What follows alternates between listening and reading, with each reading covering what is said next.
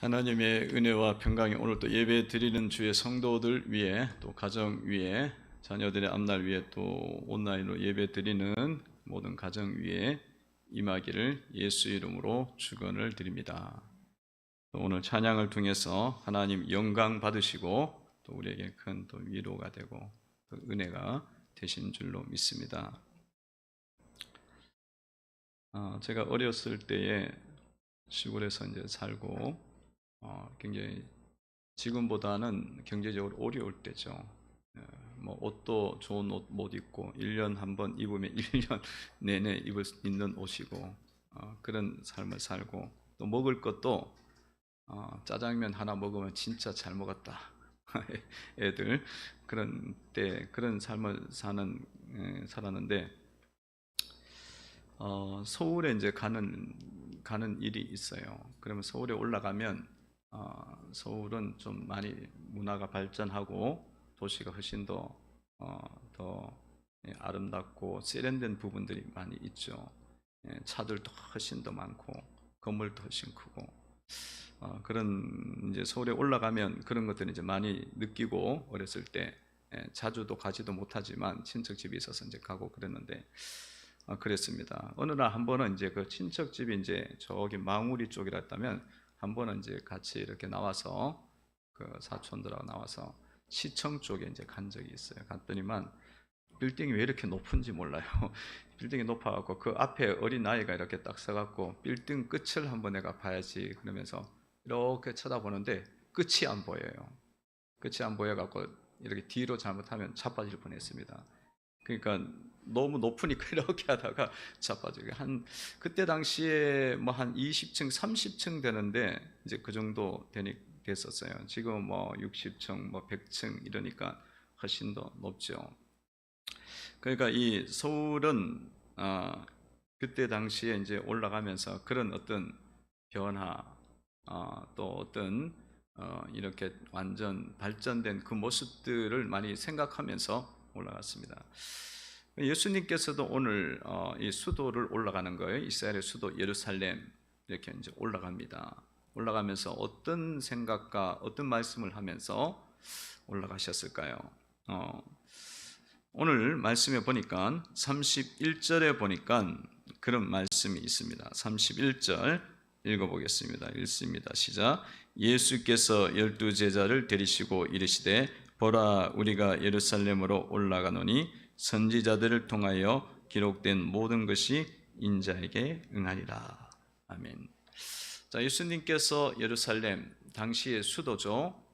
이스라엘의 수도 서울을 이제 올라가는 겁니다. 올라갈 때에 이제 혼자 올라가지 않으시고 12제자를 데리고 올라가셨다. 이렇게 말씀하고 있습니다. 12제자를 데리고 올라가셨다.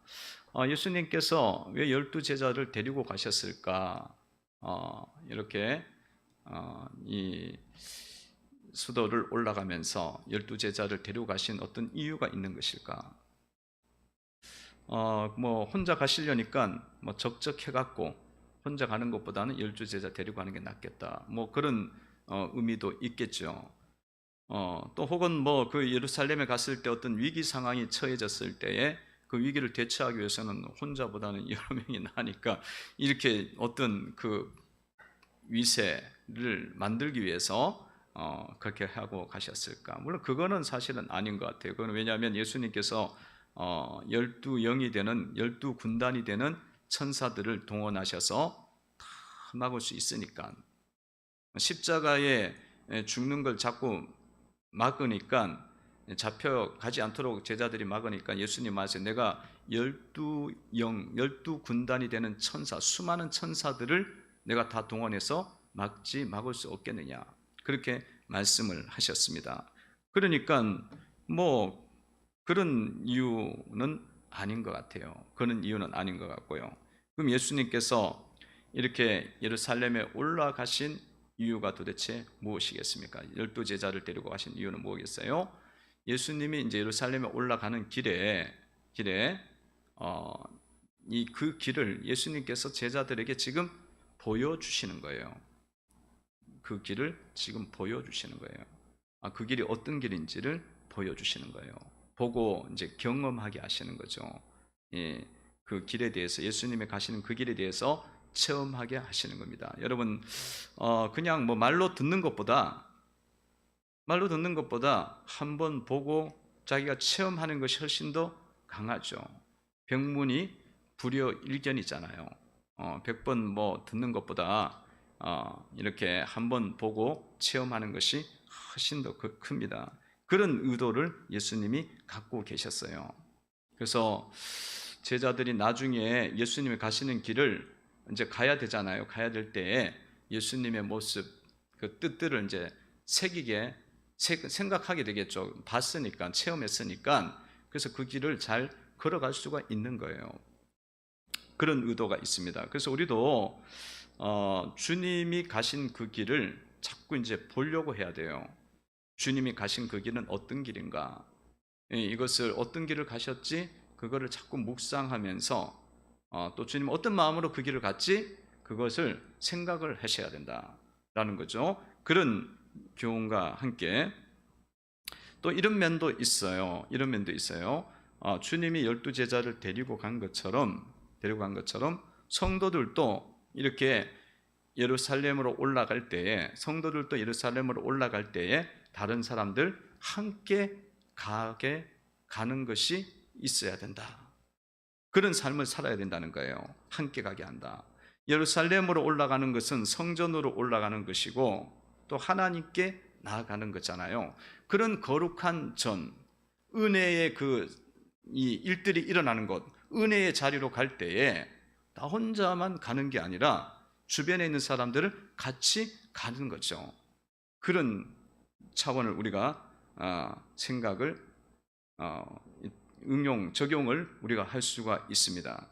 여러분, 어떤 사역들이 있다, 주님의 일이 있다, 그러면 그건 나 혼자도 할 수 있죠. 나 혼자도 할 수 있지만 그게 너무 좋은 일이야. 그러면은 그 사람들에게도 그 길을 보여주고 그 일들을 느끼게 해갖고 그 사람들도 그 일에 참여하게 한다면 그 영혼들에게는 얼마나 귀한 은혜를 주는 거예요. 도전을 주는 것 아니겠습니까? 그런 참여의 작업을 갖도록 하시는 거예요. 성도들을 그렇게 이끄시는 그런 부분이 적용할 수가 있는 것입니다. 여러분들이 뭐 내가 은혜의 자리로, 기도의 자리로 나간다. 그럼 나 혼자 가서 기도할 수 있죠. 그 기도할 수 있지만 나 혼자 하는 것보다는 또 내 남편이 같이 가서 기도하는 것 좋죠. 그럼 나만 하는 게 아니라 내 남편이 같이 하는 거니까 좋은 거예요. 내가 헌금을 한다. 나 혼자 헌금을 하는 것이 아니라 같이 헌금을 해. 마음을 모아서.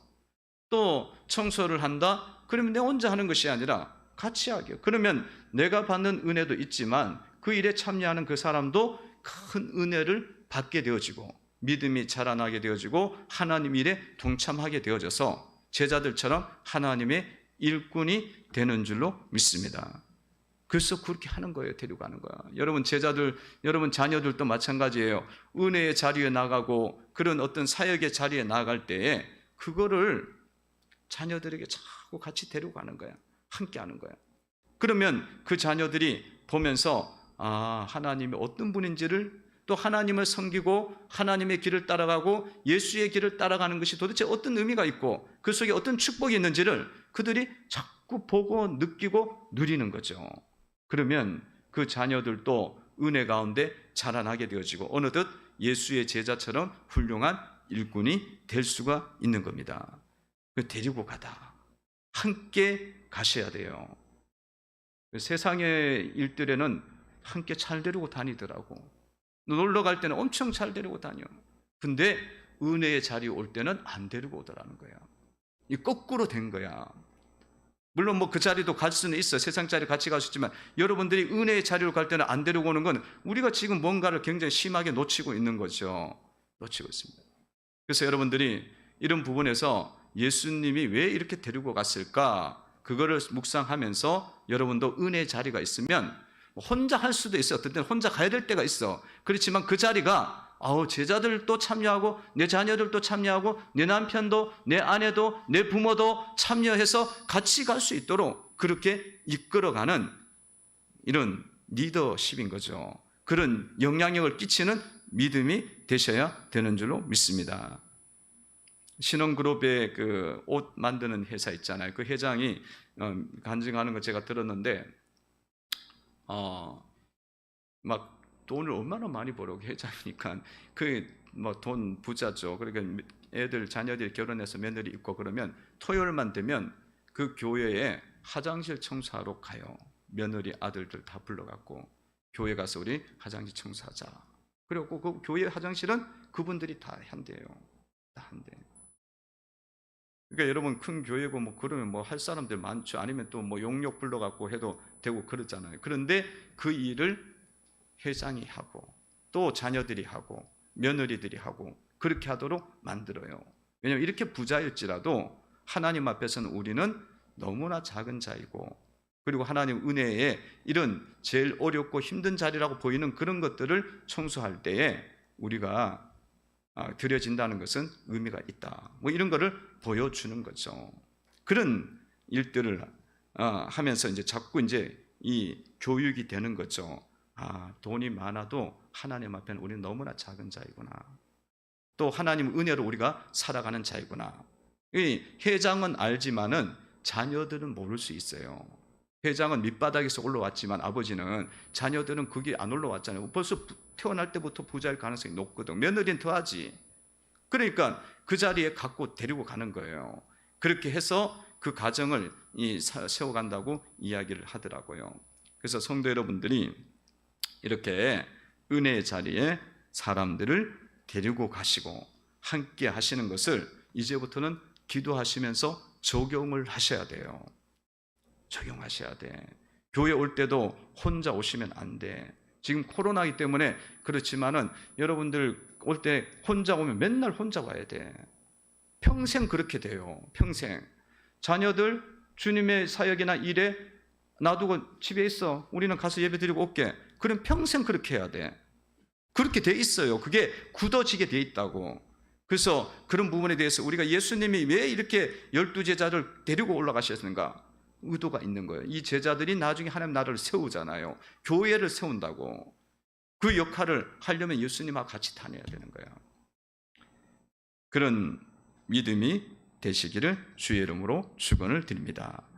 그래서 여러분들이 이 모델링을 따를 때는 항상 여러분 마음도 같이 가야 돼요. 정신도. 그 집안이 그래 회장이어서 그렇게 해서 축복을 받았어. 우리도 그렇게 하자. 그럴 때 그 마음까지도 정신도 받아야 돼. 그 마음이 뭐예요? 하나님은 너무 높으신 분이니까 우리는 하나님의 집에 청소하는 것 너무 당연히 하는 거예요. 돈 많은 부자지만.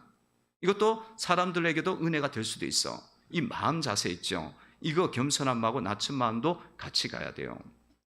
이게 왜 중요하냐면 자칫 잘못하면 이 모델링이 뭐가 되느냐면 겉모습만 담는 거야. 굉장히 위험해요. 겉모습만 담으면.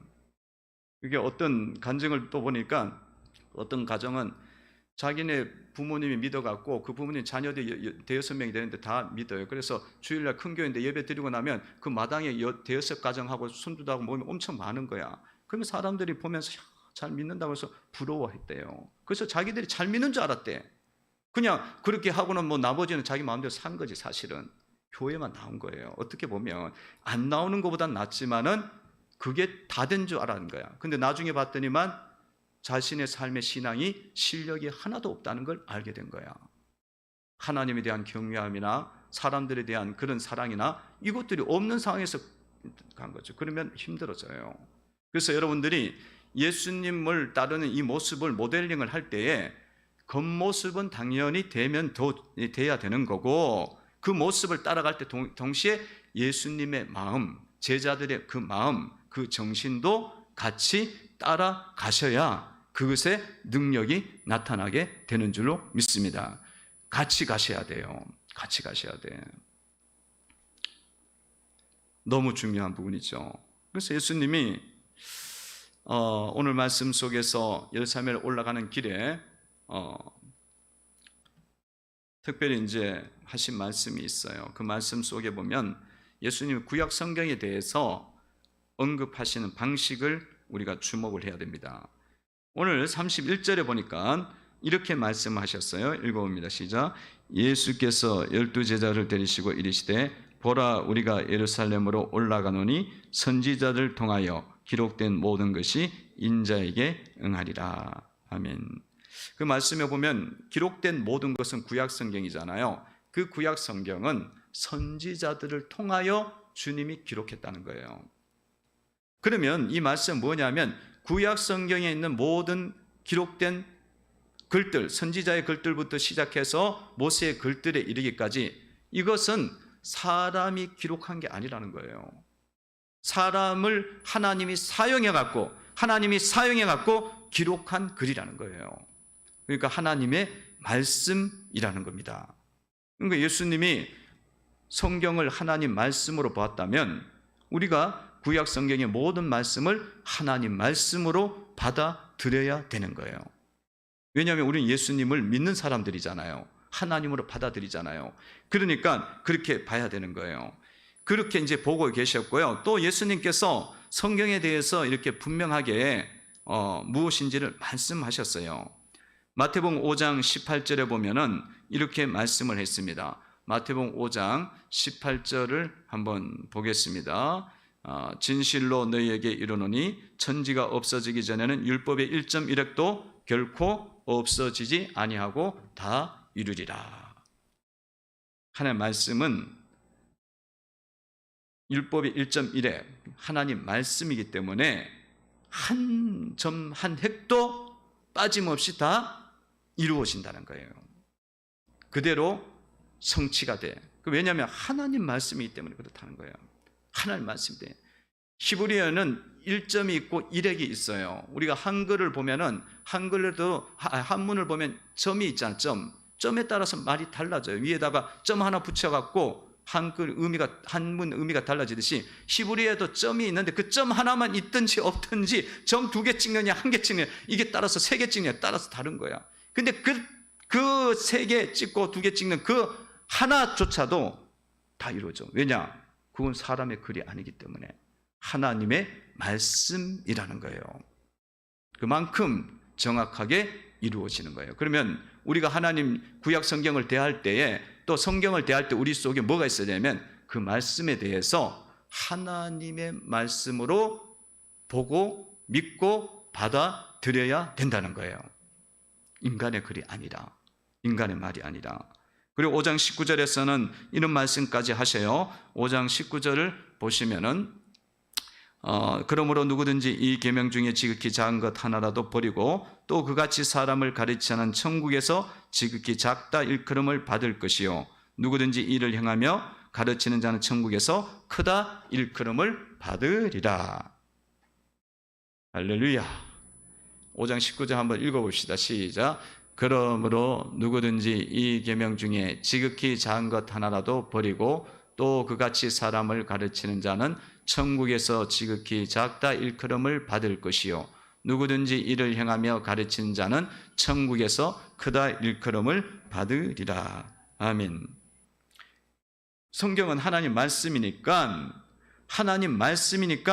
그 말씀을 가볍게 여기는 자는 어떻게 되냐면 작은 자가 돼요. 멸시당한다는 거예요. 그런데 그 말씀이 하나님 말씀이구나 그렇게 받아들이고 정말 작은 것 하나도 내가 실천하겠다고 하는 자는 그 사람은 큰 자가 된다는 거예요. 큰 자가 돼요. 이게 예수님이 성경을 보는 말씀관이에요. 그러면 우리도 예수님처럼 하나님 말씀을 바라보셔야 된다는 거예요. 하나님 말씀을 그런 식으로 여러분들이 대하셔야 돼요. 그래서 여러분 말씀을 대할 때에 들을 때에 사람의 말로 받지 말고 주님의 말씀으로 받으셔야 된다는 거예요. 그래야 여러분들이 크다 일컬음을 받아요. 그렇지 않으면 여러분 인생이 막혀요. 작다라는 건 멸시당한다는 거야. 인생이 안 풀려. 인생이 어려워져. 사람들이 왜 예수님을 믿는데 왜 우리가 인생이 이렇게 자꾸 막히지? 작은 일을 자꾸 하는 거야. 작게 되는 일을. 가볍게 여기는 거지, 말씀을. 그렇게 하면서 크게 될 것이라고 말씀을 전혀 잘 모르는 거죠. 그래서 여러분들이 주의 말씀을 듣고 하나님의 말씀을 듣는 것을 가볍게 여기면 안 돼요. 그 말씀을 듣고 반드시 내가 삶에서, 나의 삶에서 안 되는 부분이 있다면 변화를 일으키고 바꿔야겠다. 그 마인드로 예수의 말씀을, 성경 말씀을 읽고 듣고 받으셔야 된다는 거예요. 말씀을 듣고 여러분들이 안 바꾸면, 변화를 안 일으키면 우리 이 말씀에 대한 생각이 전혀 잘못된 거예요. 그래서 성경에서 우리가 하나님의 말씀을 잘 듣고 날마다 나는 그 말씀대로 살아야지, 그런 믿음이 되셔야지 세상이 하는 방법대로 또 따라가야지. 말씀은 말씀이고 그러면 아무것도 아닌 거야. 디모데후서 3장 16절에 보면 모든 성경은 하나님의 감동으로 된 것으로 교훈과 책망과 바르게 함과 의로 교육하기에 유익하니 이는 하나님의 사람으로 온전하게 하며 하나님의 일을 하기에 능력을 갖추게 한다 그랬잖아요. 말씀은요, 하나님 말씀은 어떤 일을 일으키냐면, 디모데후서 3장 16절, 하나님 말씀은 어떤 일을 이야기하면 교훈을 주고 책망을 주고, 그러니까 우리에게 배울 것이 있게 하고요, 바르게 해준다 그러잖아요. 틀린 거를 고치게 해주겠다는 거야. 진리를 모르는 자에게 진리가 무엇인지 알게 해주는 게 말씀이거든요. 근데 말씀을 통해 갖고는 바른 것을 들었어. 근데 바르게 하지 않아. 게으른 거 고쳐라. 그 게으른 거 고쳐야 되는데 안 고쳐. 그럼 우리가 하나님의 말씀을 우습게 여긴다는 거죠. 거짓말 하지 말라. 그럼 거짓말 하지 말아야 되는데, 거짓말은 뭐 그냥 세상 살아가는데 밥 먹듯이 해야 되는 거 아니에요? 그러잖아. 그러면서 사는 거. 그럼 다 지금 말씀을 다 집어 삶아 먹고 지금 지내고 있는 거지. 술 취하지 말라. 근데 술 취하는 거 그냥 내 쾌락 줬는데 뭘 그래요? 다 술 먹고 있는데 뭐 이 집도 마시고 저 집도 마시고 저 성도도 마시고 그러는데 뭘 그래요? 그러니까 그런 인생이 된다면 하나님의 말씀을 전혀 지금 잘못 이해를 하고 우리가 가고 있는 거죠. 그러면은 작은 자밖에 안 됩니다. 안 되게 돼 있어요, 여러분 인생이. 그러니까 여러분들 인생이 정말 풀리고 싶다 그러면 주의 말씀을, 하나님의 말씀을 받고 날마다 교훈을 받고 바르게 하고 변화의 삶을 살아가셔야 됩니다. 변화시키려고 해야 돼요. 아니, 말씀을 받아갖고 내가 그대로 다 사는 사람 누가 있어요? 완전한 사람 없잖아요. 그러니까 우리 말씀을 받으면서 내가 부족하구나, 이걸 깨닫고 바르게 해나가야 되는 거야, 수정을. 그렇게 가시면은 여러분 삶이 어느덧 영적인 실력이 쌓여갖고 하나님의 사람이 되어지고 하나님 일을 하는데 능력을 갖추게 되는 거예요. 하나님이 이런 그냥 시킨다고 할 수 있는 게 아니에요. 능력이 없으면 못해요. 이런 어떤 말씀이 변화의 인격적 변화가 아니라면 할 수가 없는 거예요. 근데 말씀을 했다면 어느덧 그것이 됩니다. 여러분, 지금 온 세상은 말씀의 반대로 가는 그런 시대 속에 우리가 있잖아요.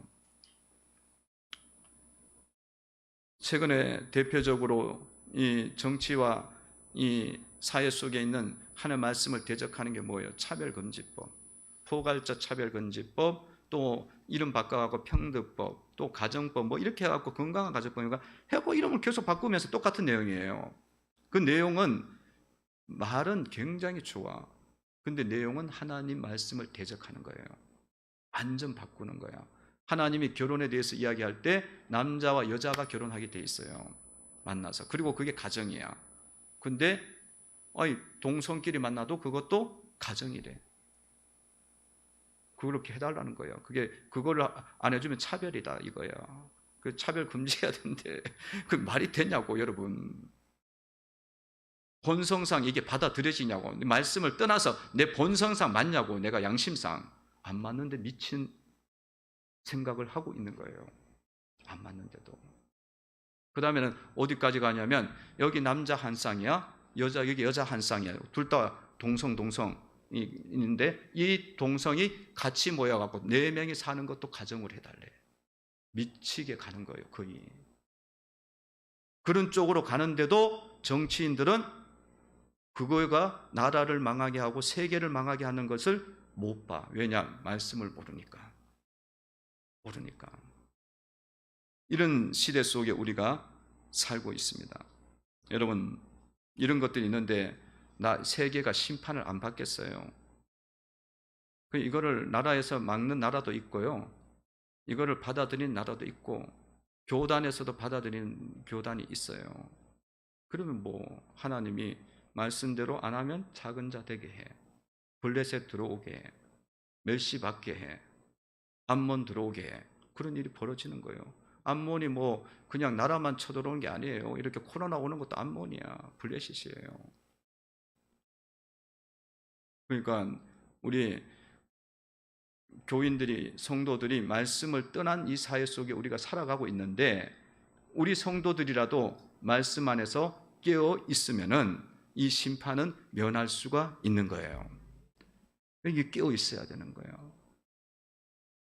이번에 예자연에서도 예배 자유연대라 그래서 거기에서 소송 걸었잖아요. 이 4단계가 되면은 대면 예배 금지다 이렇게 돼 갖고 다 4단계 돼 갖고 수도권 또 서울 다 이렇게 금지했는데, 이걸 소송을 걸어 갖고 이겼어요. 왜 어떻게 이겼냐? 그 재판의 결과가 뭐냐면은 교회가 4단계 돼도 예배를 20명 이하는 드릴 수 있다고 결론이 났어요. 판단이 나왔어요. 재판 결과가. 왜냐하면 장례식, 결혼식에는 50명씩 모여요. 4단계 때. 마트, 대형 백화점 다 열어요. 근데 예배 드리는 거 마스크 다 쓰고 이렇게 예배 드리고 있거든. 그런데도 불구하고 안 된다고 한 거는 평등상 안 맞는다고 판사가 결론을 내려서 재판을 했어요. 결정을 내렸어요. 그렇죠. 그 잘 나온 재판이에요. 잘 나온 재판인데, 사실은 우리는, 제가 보기에는 그게 그 정도가 평등한 건 아니에요. 그래도 뭐 소기의 만족은 얻었지만, 결과는 얻었지만 평등이 아니에요. 제가 보기에는 50명 이상은 예배의 자유를 놓는 게 맞아. 이 평등하다면. 왜냐하면 거기도 50명이니까 평등한 거지. 그리고 뭐 그렇게 아니면 20%를 주든지 이게 더 맞아요. 어쨌든 소기의 결과를 얻었습니다만은, 여러분, 세상이 이야기하고 세상의 방식 이야기한다고 해서 그대로 받아들이다 보면 주님 말씀을 어기는 쪽까지도 갈 수가 있다는 거죠. 성도 여러분들이 이런 부분들을 생각하면서 하나님 말씀을 여러분의 삶에서 그냥 듣지 말고 살리는 말씀, 생명의 말씀으로 새기시면은 여러분의 인생은 큰 자가 됩니다. 하나님이 열어주셔야, 인도해 주신다는 거죠. 그래서 예수님이 오늘 이렇게 말씀에 대한 이야기도 하시고 보여주셨어요. 그 자세를. 그리고 이제 세 번째로 우리에게, 그 제자들에게 주신 말씀이 있었어요. 어떤 말씀이야? 자신의 가는 길에 대한 말씀입니다. 32절, 33절입니다. 읽어봅니다. 시작. 인자가 이방인들에게 넘겨져 희롱을 당하고 능욕을 당하고 침뱉음을 당하겠으며 그들은 채찍질하고 그를 죽일 것이나 그는 3일 만에 살아나리라 하시되. 아멘. 예수님께서 가시는 길, 예수님의 길에 대해서 말씀했어요. 예수님의 길은 어떤 길이냐? 한마디로 이야기하면 십자가를 지는 길입니다. 십자가를 지는 길이에요. 희롱당하고 능욕당하고 침뱉음 당하고, 그리고 나중에는 죽기까지 하는 거예요. 죽기까지. 십자가의 길입니다. 십자가의 길. 그리고 이 십자가 이후에는 부활이 있습니다. 3일 만에 살아날 것이다. 그렇게 말씀했습니다. 주님께서 이렇게 이 십자가의 길을 가시고 십자가의 길을 걸어가시고 걸어가신 그 십자가 지신 목적은 도대체 어디 있느냐? 그것은 예수님이 십자가의 길을 걸어가야만 우리의 죄가 용서함을 받습니다. 피 흘림이 없은즉 죄사함이 없느니라. 예수님의 피밖에 죄사함이 없습니다. 예수의 피밖에 없네. 찬송가도 있잖아요. 사람의 피, 동물의 피, 짐승의 피, 그 피로는 온전한 의가 아니기 때문에 구원은 없어요. 죄사함이 없어요. 또 우리 인간의 어떤 노력, 그걸로 죄사함 받지 않아요. 선행이나 도덕이나 종교 아무리 해봐 내 양심의 죄악이 사함이 됐다고 느껴지지 않아요. 이 길은 예수의 피밖에 구원의 길이 없습니다. 그래서 십자가를 지시는 거예요. 그래서 이 구원의 길을 받아들인 자에게는 구원의 은혜가 임하게 되고 제사함의 은혜가 임하게 되는 줄로 믿습니다. 또 예수님 십자가 지신 또 하나의 목적은 뭐냐면 성도들이 십자가의 길을 걸어가야 된다는 거예요. 예수님만 가는 게 아니라 우리의 삶도, 제자들의 삶도, 우리의 삶도 십자가의 길을 걸어가야 돼. 희롱을 당할 때, 수치를 당할 때, 능욕을 당할 때, 채찍질을 당할 때에 그때 그것을 받아들일 수가 있어야 된다는 거예요. 그러면 여러분 인생도 뭐가 된다? 3일 만에 살아나는 부활의 은혜와 능력들이 나타나게 된다는 것입니다. 성도들이 찾아와서 그래요. 수치를 제가 더 받아야 되나요? 이렇게 희롱을 당하는데 그러면서 그래요. 이렇게 힘든데요. 신앙생활하면서 힘든데요. 그래요. 그럼 제가 뭐라고 이야기냐면 주님이 십자가 지셨으니까 집사님도 십자가 지고 가셔야 돼요. 십자가 지셔야 뭐가 있다고요? 부활이 있습니다. 그렇게 이야기를 해줘요. 그러면 대다수의 집사님들 성도들이 뭐 받아들이는 분들도 있지만 많은 분들이 그거를 안 받아들여요. 이해를 못해. 그 의미를 깨닫지를 못해요. 의미를 깨닫지 못해갖고 주님의 길을 안 가려고 그래. 안 가려고 그래. 오늘 제자들도 마찬가지예요. 34절에 보면은 이렇게 나와 있습니다. 34절 읽어봅니다. 시작. 제자들이 이것을 하나도 깨닫지 못하였으니 그 말씀이 간치였으므로 그들이 그 이르신 바를 알지 못하더라. 아멘. 십자가의 길을 알지 못하는 거예요. 십자가가 없이는 구원이 없어요. 그것도 모르겠고, 그리고 십자가가 없이 부활도 없는 거예요. 그러니까 십자가의 길은 너무 아픈 길이기만 해. 힘든 길이기만 해.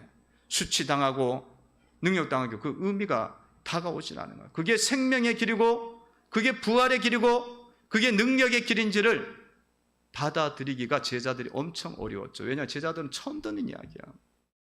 예수님이 몇 번 이야기했지만 제자들 입장에서는 십자가를 경험한 적도 없고 부활을 경험한 적도 없으니까, 본 적도 없으니까. 우리는 이제 말씀을 통해서 다 제자들 한 거, 예수님 하신 거 다 봤잖아요. 그런데도 우리가 말씀을 깨닫지 못하더라는 거예요. 그만큼 감추어져 있어요. 그래서 성도 여러분들은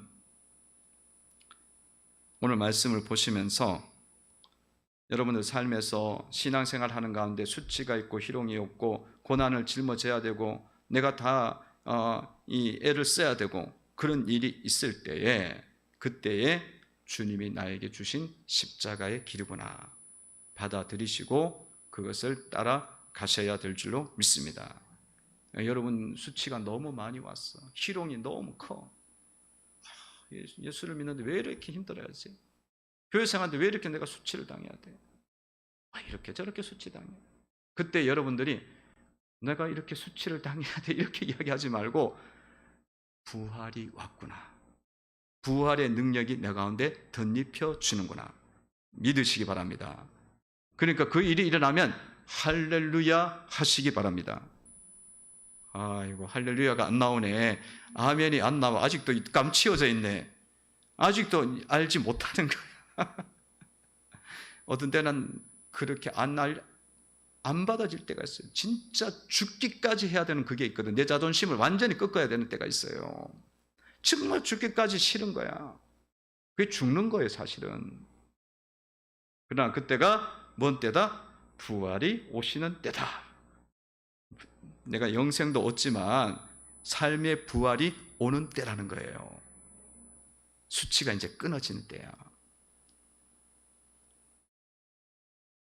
어떤 분이 상담을 왔어요. 이 분은 이제 그냥 부부는 평범한 대학교를 나와서 그렇게 이제 교회 신앙생활 열심히 하고 사역도 하고 그러는데 이렇게 잘 장사가 잘 이게 사업이 잘 돼갖고 점점 잘 살게 되고 잘 됐어. 육적인 그런 축복이 많이 쏟아진 거죠. 영적인 은혜뿐만 아니라. 그런데 또 같이 아는 한 부부가 있는데 거기는 남편이 스카이 대학을 나왔어요. 스카이 중계 대학을 나왔어요. 근데 경제적으로 참 어려워. 교회는 열심히 다니고 사역은 하는데, 근데 이 어려운 스카이 대학 나온 그 아내가 날마다 이 친한 그 아내 찾아와갖고는 하는 이야기가 뭐냐면, 내 남편은 스카이 대학 나왔는데 여기는 이 집사는 무슨 대학도 뭐 안 나왔다고 그런 이야기 자꾸 하는 거예요. 그러니까 이게 자꾸 멸시하고 희롱하고 그러는 거죠. 그런 이야기를 자주 하고 그러니까 마음이 상하니까 내가 이렇게까지 해갖고 예수님 믿어야 되나, 교회 다녀야 되나, 이 생각이 드는 거예요. 그래갖고 막 그게 상처가 되는 거 한 번도 아니고 자주 와 자꾸 그러고 막 놀리고 그러니까 희롱하니까. 그런 상황이 왔을 때에 그 어떻게 해야 되냐 이거예요. 그렇게 있죠. 그런 일이 있는데 자꾸 이렇게 마음에 상해지고 힘들어하고 그러면 사실은 그 마음 자체로 가지고는 하나님 은혜를 이제 더 이상 받기 힘들어요. 뿐만 아니라 그 마인드 자세가 누구한테 다 가느냐면 자녀들한테 다 연결이 되어져. 그럼 이 자녀들 믿음 떠나요. 하나님 떠나. 그 좋은 하나님, 축복의 하나님을 떠난다고. 안 보이니까, 깨닫지 못하니까. 그래서 그랬어요. 그런 데에서는 사실은 답이 뭐냐면 자기가 수치를 그냥 받아야 돼요. 받는 게 어떻게 받느냐? 낮춰야 돼. 자기를 겸손하게 낮춰야 돼. 집사님 남편은 그렇게 머리가 좋아하고 스카이 대학을 나왔다고, 정말 훌륭하다고. 그럴 뿐만 아니라 이렇게 교회에서 열심히 사역을 하니까 얼마나 귀하신 거냐고 높이고, 나는 낮추고, 우리는 뭐 지금 돈은 조금 벌긴 하지만 이게 언제까지 벌겠냐고, 정말 당신네들에 비하면 너무 부족하다고 진심으로 이야기하셔요. 그러면 내가 수치를 당하고 희롱을 다 받아들인 거예요. 십자가를 받아들인 거예요. 그러면 어떤 일이 벌어지냐면 그 집사님의 가정이 깨달음이 오기 시작해. 예수를 믿는 것은 저렇게 십자가를, 수치를 받아들이는 거구나. 깨달음 되면 그 가정을 살리게 되는 거예요. 그 가정 살리면 얼마나 큰 일을 한 거야. 그 가정이 살아나갔고 나중에 이제 하나님 은혜 받고 축복을 받는 길이 그 가운데 열리게 되거든요. 그리고 우리의 가정도 똑같이 그 은혜가 이제 오는 거야. 수치를 받아들였으니까 주님 뭐라 그랬어요? 3일 만에 부활한다고 이야기했잖아요.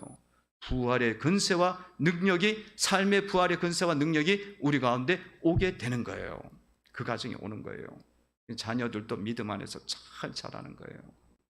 벌써 그렇게 되니까 자녀들이 그렇게 반응을 안 하고 가니까 자녀들이 벌써 교회를 제대로 안 나가. 벌써 그렇게 나와요.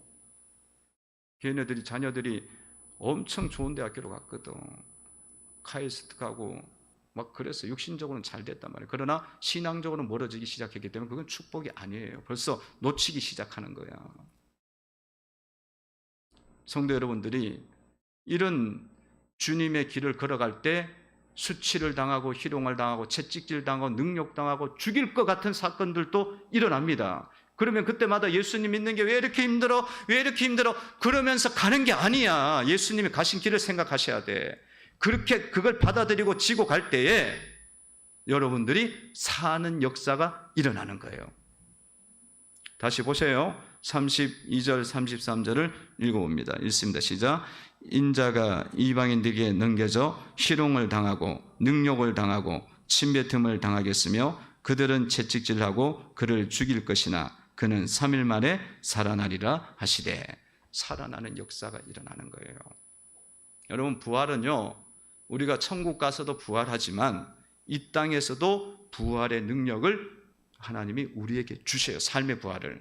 할렐루야. 할렐루야. 삶의 부활을 주신다고. 그러니까 주님 말씀하기에 하나님 나라는 너희 안에 있다고 이야기하잖아요. 하나님 나라는 너희 안에 있어. 지금 하나님 나라의 부활의 역사가 일어난다는 거예요. 그런데 이제 많은 성도들이 이걸 잘 몰라. 그리고 예수님 믿는 게 왜 이렇게 힘드냐 그러면서 짜증만 내고 상처만 입고 다녀. 십자가는 한 번도 안 쳐보려고 그래. 십자가가 올 때에 부활이 오는 거예요. 그러니까 여러분들 이 생각 마인드를 바꾸셔야 돼. 근데 이 바꾸기 얼마나 힘든지 몰라. 제자들도 감춰져서 전혀 모른다잖아요. 성령을 우리가 받았고 은혜를 받았고 이 계시를 들으면서 깨달아지는 거예요. 다시 보세요. 34절 읽어봅니다. 읽습니다. 시작. 제자들이 이것을 하나도 깨닫지 못하였으니 그 말씀이 간치였으므로 그들이 그 이르신 바를 알지 못하였더라. 감춰졌으니까 모르는 거예요. 성도 여러분들이 이제 알게 되는 거 조금 열렸잖아요. 이제 수치가 와. 그러면 십자가가 왔구나. 부활의 때가 왔구나. 받아들인 거. 자녀가 집 안에서도 자녀가 나를 수치 줄 수 있거든요. 있어요. 자녀들 관계 속에도. 그때도 여러분들이 이것이 어린 것들이 뭘 그러면서 기대기를 한데 때리거나 막 무시하면 안 되고, 주님이 내 십자가 자녀 관계 속에 치라고 이야기하는구나. 그래 인격이 바뀌는 거예요. 인격이, 삶이 바뀌어요. 그런 것을 여러분들이 받아들일 때에 십자가 지면 마귀가 떠나가게 되어지고 여러분의 삶의 능력이 나타나게 되는 줄로 믿습니다. 십자가를 질 때는 보일 때, 예수님 십자가 질 때에 마귀가 죽은 줄 우리는 몰랐잖아요. 마귀가 머리에 그냥 건세가 깨지는, 사망의 건세가 깨지는 능력이 나타났지만 십자가상에서는 아무것도 안 보니까 다 슬피 우는 거야. 마찬가지예요. 영적인 세계 속에 어둠의 영이 그 깨지는 일이 일어나거든. 근데 우리는 잘 몰라. 근데 이제 민감하게 되어지고 여러분들이 깨닫게 되고 말씀을 알게 되면 마귀가 떠나가고 성령의 능력이 내 가운데 입혀지는 걸 느끼게 됩니다. 하나씩 이제 입혀지는, 옷이 입혀져, 거룩한 옷이. 그러면 여러분들이 말하는 대로 이루어져요. 소원하는 대로. 그렇게 되기를 주의 이름으로 축원을 드립니다. 그 능력이 임하죠. 사무엘이 말하면 떨어지지 않는다 그러잖아요. 저도 그 은혜를 진짜 여기고 싶어요. 말만 하면 되는구나. 그만큼 이 십자가를 많이 져야 되는 거예요. 나를 거룩하게 해야 되는 거야. 주님께서 예루살렘에 올라가면서 제자들을 왜 데리고 가셨는지, 또 어떤 말씀을 하셨는지 오늘 우리가 말씀을 통해서 봤습니다. 여러분, 이 십자가의 길을 잘 믿음으로 걸어가시고요. 걸어가시고, 그리고 혼자만 가지 마시고 다른 사람들도, 자녀들, 남편들, 아내들, 그리고 부모님들, 일가 친척들, 친구들도 이 은혜의 자리에 들어오도록 여러분들이 인도를 하시기를 바랍니다. 그러면 여러분들 놀라운 일이 일어나요. 하나님 나라에 정말 일꾼으로 여러분들이 세워져요. 그냥 하나님 나라의 일꾼이 내가 뭐 됐는가 보다 이게 아니라 진짜 주님이 쓰신다니까. 저나 여러분이나 그 은혜가 올 한 해 안에 더 많이 옷이 입혀지고 능력의 옷이 입혀지는 역사가 있기를 주의 이름으로 축원을 드립니다. 기도드리겠습니다. 하나님 감사합니다. 말씀